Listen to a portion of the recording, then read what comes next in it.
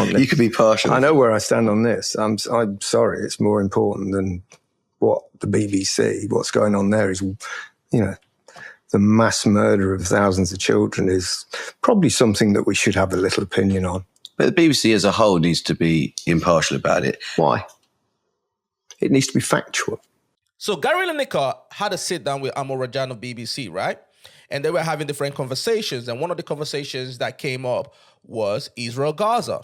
Everybody knows where Gary stands on that situation, right? He's been very, very critical of Israel's action towards the Palestinian people, not towards Hamas, the Palestinian people, because sometimes we try to conflict the two, right? He has always said, hey, the way Israel is bombing women and children in Gaza is not right. And for him to take that stand, knowing his status in this country as a celebrity, right, is very commendable, right? Now, he has taken a lot of backlash in regards to that. Now, during this conversation, they discussed BBC and how BBC has been reporting this situation, right? Let's check it out, and then we can now react to it. You could be partial. I know where I stand on this. I'm sorry, it's more important than what the BBC, what's going on there is, the mass murder of thousands of children is probably something that we should have a little opinion on. But the BBC as a whole needs to be impartial about it. Why? It needs to be factual. That right there is very important, right? Because BBC presents itself as being impartial about it. But when you look at some of the languages that they use, some of the words that they use when they are reporting, whether on Israel or on the people of Gaza, the Palestinians, is very different. And everyone has been complaining about it, right? When they are reporting on the Israelis, they say, oh, they were murdered. They were massacred. But when they are reporting on the Palestinians, they died, right? So everybody has been very critical of them. You get what I'm saying? And also when you say, oh, I'm being impartial and everything, honestly, there is nothing to be impartial about this. You just go report the fact and then let the people decide on which way they lean. It needs to be impartial about a conflict, doesn't it? And it's hard. Does it have to be? It wasn't impartial about Ukraine and Russia. And you might say that Why? And that's very important, because when he came to Ukraine and Russia, everybody, the media in this country, right, they took a stand. They called what Russia was doing genocide. They condemned Russia. They sanctioned Russia, all that stuff. But when it came to the situation with Israel and Gaza, most journalists are kind of two ways. Some of them lean heavily towards Israel. You get what I'm saying?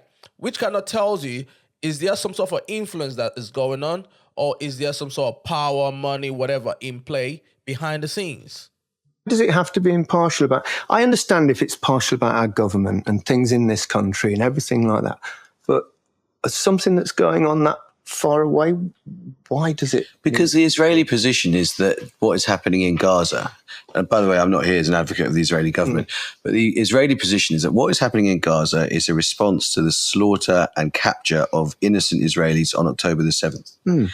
And which was awful, which was truly awful. And but that full context needs to be there when discussing what's going on. But that's not the full context, is it? Because the full context starts way before October the 7th, doesn't it? That's very important to know. You know what I'm saying? Because some people, when they are reporting this issue, they always start from October 7th.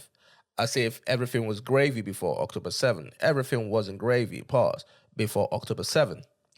You know what I'm saying? We do that in different ways, whether it be politics or whatever, right? When you see the Democrats in America, right, and the Republicans want to blame everything on Biden. The Democrats want to blame everything on Trump. While the corruption has been happening for years, for decades. And that's what happens when people take one side and that side become an ideology for them. They don't see anything else. They don't think logically. They don't want to see the other side. And sometimes I hear this this bogus explanation. Oh, the reason why the IDF is bombing women and children in Gaza is because of Hamas. Hamas made us do it. If Hamas did not use kids as human shields, it would not have happened. If Hamas did not attack Israel, this would not happen. No, you guys had the right. You guys had the choice to say, you know what do kids have to do with this? What do innocent women have to do with this? By all means, go after Hamas, but leave the women and the kids alone. I find it very bogus when people want to use that excuse to justify what Israel is doing. It sounds like you think the BBC is in a complete mess on impartiality. No, I don't think BBC's in a mess. I think the BBC has it. It's very difficult. For the BBC. Absolutely. I think the BBC generally does a really good job of it, but it's not always easy. I think facts are the most important thing that they, it's like that old thing, isn't it? If it's raining outside, you don't need someone's opinion to say it's not raining. What you want to see is actually what is the weather outside. So basically, just give us the facts and then we will make the decisions. But we have got into this place in society where, journalists don't give facts no more. They give their own opinion. They give their own narrative to it. You get what I'm saying? Now, we can blame it on different things. The influence, who owns the corporations, who owns the station, are they going after the money? You get what I'm saying? And we know that there are different influences in this country that actually run things. And some of these journalists, they know the truth, but they don't want to lose their job, because if they tell the truth, unfortunately, most of them will lose their job. I understand why it's so difficult for the BBC, and it really is. And I feel for the people at the top, because, the amount of lobbying that will be going on, and from people with, that aren't very impartial. You see that? He clearly does not want to say. He clearly does not want to say, because everybody, it's an open secret. It's an open secret that, unfortunately, in our country, right, there are people with power and influence behind the scenes that are moving things. And you see it all the time on TV. When they are talking about, whether it be Putin, when they are talking about Zelensky, when they are talking about Xi Jinping, different people, they are very straightforward when it comes with it. They know their stand. They say how it is. But when it comes to this situation, everybody is tiptoeing. Everyone is tiptoeing, and everybody knows that, but nobody wants to say it. He knows it, but obviously he kind of had to choose his words carefully. Must be immense. Knowing what you know now, which is that the narrator of that documentary As a child, yeah. is a child whose father is a Hamas official, and that wasn't disclosed to the public, which amounts to a serious law in the view of the BBC, would you still sign that letter? Yes. 13-year-old child narrating. It's not been written by, it's been written by the people who produced the show.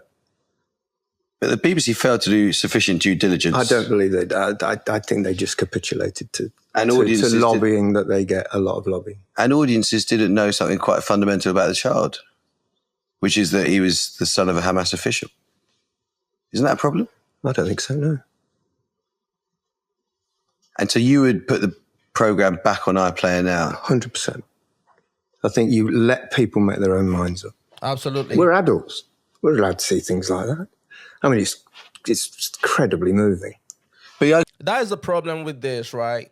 At the end of the day, if you put the facts out there and people lean one way or the other, it is on them. At least you can say, we presented you with the facts. The problem is, the part reason why people don't trust the media no more is because they feel that the media is lying to them. The media is sugarcoating things, taking things out of context and everything. And that's the reason why you're seeing the resurgence of podcasts and everything, because people now want to listen to independent voices and not the mainstream voices, because they know that the mainstream voices are bought. And we see that in this situation. Put out the facts. Let's make our minds up.